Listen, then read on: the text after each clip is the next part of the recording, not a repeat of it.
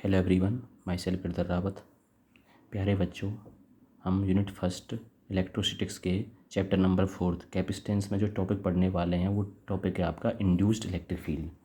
प्यारे बच्चों, जैसा कि आप अब तक पढ़ चुके हैं इलेक्ट्रोस्टैटिक्स कंडक्टर और इलेक्ट्रोस्टैटिक्स ऑफ डाइलेक्ट्रिक में, जब किसी एक्सटर्नल इलेक्ट्रिक फील्ड में which contains two plates, first plate having positive charge and another plate have negative charge, we place A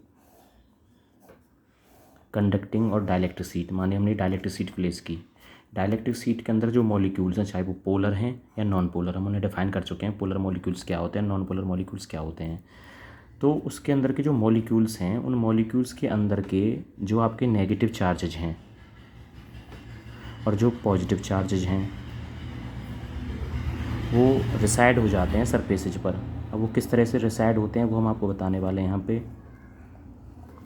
negative charges reside on the towards the positive plate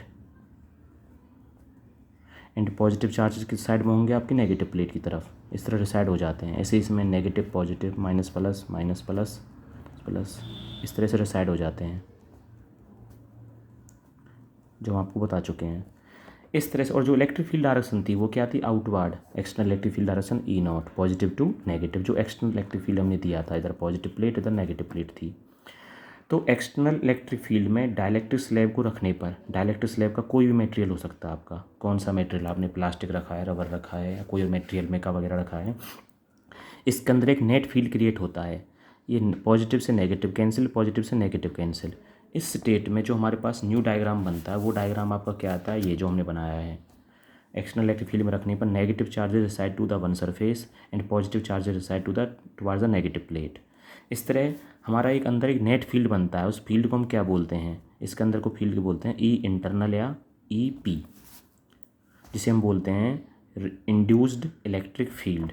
तो हमारे पास field क्या हो गया, ई naught जो external था, और अंदर जो फील्ड बना वो फील्ड क्या आपका E P, reduced electric field या इंड्यूस्ड इलेक्ट्रिक फील्ड जो बना। इस तरह जो वैल्यू आपकी बची, जो नेट फील्ड बचा, वो नेट फील्ड क्या आएगा आपका ई।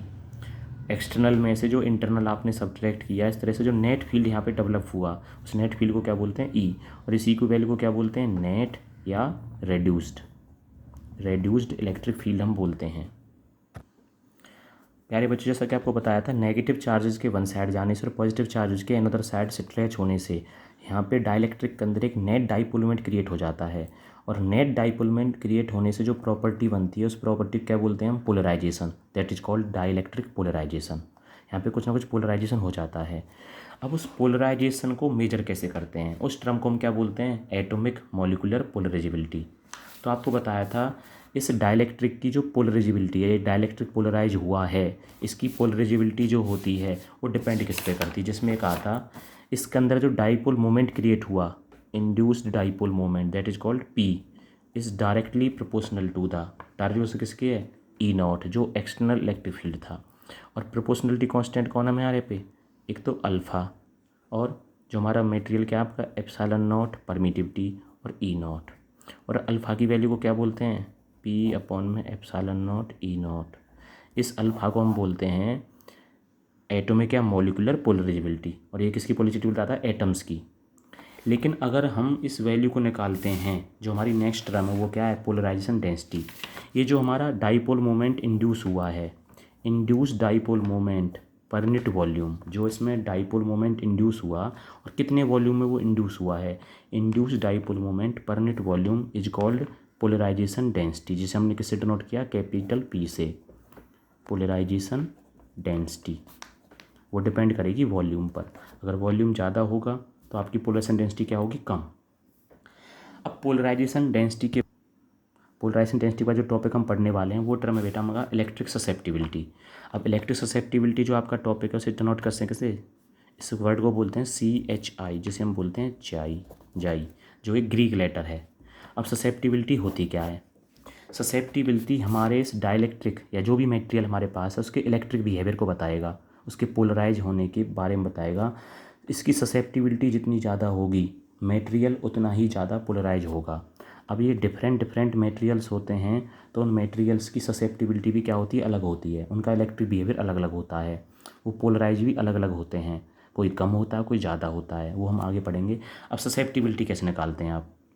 अब ससेप्टिबिलिटी जो होती है, जो अपनी टर्म पड़ी थी आपकी पोलराइजेशन डेंसिटी, जो क्या थी, इंड्यूस्ड डाइपोल मोमेंट, ये क्या था हमारा, induced dipole moment per unit क्या था, वॉल्यूम, जो डाइलेक्ट्रिक पर डिपेंड करता है उसका वॉल्यूम क्या है। ये जो हमारे पास पोलराइजेशन डेंसिटी होती है is directly proportional to the, ये किसके डायरेक्ट प्रोपोर्शनल होती है, इसके अंदर जो हमारा क्या बना, नेट इलेक्ट्रिक फील्ड बना। और नेट इलेक्ट्रिक फील्ड कौन था, E, external field minus internal field, जो एक दूसरे के क्या होते हैं, अपोजिट। उन दोनों के सब्ट्रैक्शन के बाद जो वैल्यू हमारी बची वो क्या कहलाएगी, नेट इलेक्ट्रिक फील्ड। अब ये नेट इलेक्ट्रिक फील्ड भी डिपेंड किस पे करता है, इसके अंदर कितना डाइपोल मोमेंट क्रिएट होगा, इसके अंदर कितना फील्ड बनेगा। अगर इसके अंदर बनने वाले फील्ड की वैल्यू कम होगी तो नेट इलेक्ट्रिक फील्ड क्या होगा, ज़्यादा। तो P प्रोपोर्शनल टू क्या होता है, E, और E क्या हमारा, नेट फील्ड। और प्रोपोर्शनलिटी कांस्टेंट सोल्व आउट करने के बाद वैल्यू बनती है जो हमारी एप्सिलॉन नॉट, स्पेस के लिए अगर मीडियम होता है एप्सिलॉन m यूज करते हैं। अब वर्ड है जो चाई ई, जो क्या हमारा ससेप्टिबिलिटी इनटू में E, और यहाँ पे जो जाई ई की वैल्यू है उस जाई ई की वैल्यू को क्या बोलते हैं यहाँ पे, P अपॉन में एप्सिलॉन नॉट E। हियर जाई E is called susceptibility, electrical susceptibility of the material, जो डिफरेंट मटेरियल के लिए क्या होती है, डिफरेंट, जैसे वैक्यूम के लिए अलग होती है। अगर हम बात करें वैक्यूम के लिए, अब वैक्यूम में आपको पता है अंदर की टोटल फील्ड क्या बनता है आपका, 0 EP, तो EP 0 रहेगा तो नेट इलेक्ट्रिक फील्ड किसके प्रोपोर्शनल होगा, E नॉट के प्रोपोर्शनल होगा। तो हमारी जो वैल्यू है जाई ई की जो वैल्यू है, इलेक्ट्रिक फील्ड क्या बना आपका, 0, तो ससेप्टिबिलिटी क्या होती है उसके लिए, 0 होती है। ऐसे आप डिफरेंट मटेरियल से निकाल सकते हैं। और ससेप्टिबिलिटी से हमें क्या पता चलता है, इस टर्म से पता चलता है अगर ससेप्टिबिलिटी ज़्यादा होगी मटेरियल की तो मटेरियल भी पोलराइज भी ज़्यादा होगा। प्यारे बच्चों, जो हमारा नेक्स्ट टॉपिक है वो टॉपिक है जो हमने पढ़ा था अब तक, डाइलेक्ट्रिक कांस्टेंट के, इसे हम बोल सकते हैं रिलेशन बिटवीन के एंड जाई ई। डाइलेक्ट्रिक कांस्टेंट और ससेप्टिबिलिटी में रिलेशन क्या होता है, इन दोनों की हेल्प से कैसे निकालते हैं। जैसा कि आपने अभी तक पढ़ा था टॉपिक ऊपर कि जो हमारी ई की वैल्यू होती है वो क्या होती है, ई नॉट माइनस में E P, E not minus E P.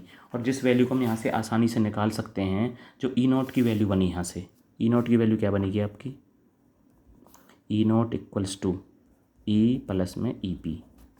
अगर इन दोनों तरफ वैल्यूज को हम ई से डिवाइड कर दें, ई नॉट अपॉन में ई, तो यहाँ क्या बना 1 प्लस में क्या बना आपका ई पी अपॉन में ई।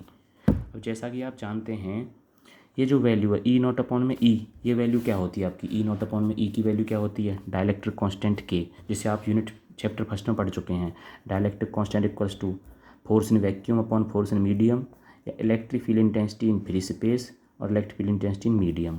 तो ई नॉट अपॉन में ई की वैल्यू क्या होती है, के इक्वल्स टू 1 प्लस में, अब जो आपके पास ई पी की वैल्यू है, ई पी की वैल्यू हमने अभी निकाली थी, जो ई पी की वैल्यू होगी जिसे हम बोलते हैं क्या, जो आपकी थी इंड्यूस्ड इलेक्ट्रिक फील्ड, ये जो इंड्यूस्ड या जो अंदर फील्ड बना था इसकी वैल्यू को हम इस तरह से निकाल सकते हैं, जो हमारी ये पोलराइजेशन डेंसिटी आई थी, पोलराइजेशन डेंसिटी अपॉन में परमिटिविटी, तो आपकी वैल्यू क्या होती है ई पी की, पी अपॉन में एप्सिलॉन नॉट ई, और P अपॉन में एप्सिलॉन नॉट ई को क्या बोलते हैं, जाई ई। तो K इक्वल्स टू क्या बन गया आपका 1 प्लस जाई, ये रिलेशन है डाइलेक्ट्रिक कांस्टेंट और ससेप्टिबिलिटी का। प्यारे बच्चों, जो हमारा नेक्स्ट टॉपिक है वो है डाइलेक्ट्रिक स्ट्रेंथ। ये जो डाइलेक्ट्रिक है जो हमने पोलराइज किया है एक्सटर्नल इलेक्ट्रिक फील्ड में रख के, ये कितने एक्सटर्नल इलेक्ट्रिक फील्ड को सहन कर सकता है, वो वैल्यू डिफरेंट होती है, वो वैल्यू डिपेंड करती है इसके अंदर के मीडियम पर। हाँ ताऊ, अगर इसके अंदर डिफरेंट मीडियम्स होंगे आपके, चाहे जैसे हमने यहाँ पे टेबल बनाई है, natural rubber, mica, polythene, PVC, air, vacuum, उन सब के लिए डाइलेक्ट्रिक कांस्टेंट की वैल्यू क्या होती है, डिफरेंट होती है। तो डाइलेक्ट्रिक को स्ट्रेंथ होती क्या है, it is the maximum value of electric field. ये हमारा जो डाइलेक्ट्रिक है वो कितने इलेक्ट्रिक फील्ड को सहन कर सकता है, जिससे कि ब्रेक डाउन, अगर उससे ज़्यादा एक्सटर्नल इलेक्ट्रिक फील्ड हम देते हैं तो इलेक्ट्रिक ब्रेक डाउन हो जाएगा, वो हमारा जो इंसुलेटर है, जो डाइलेक्ट्रिक है, वो चार्ज को रिसाइड नहीं कर पाएगा, चार्ज क्या होने लगेगा, लीक करने लगेगा। तो मैक्सिमम इलेक्ट्रिक फील्ड को सहन कर सकता है, उसी इलेक्ट्रिक फील्ड की स्ट्रेंथ को हम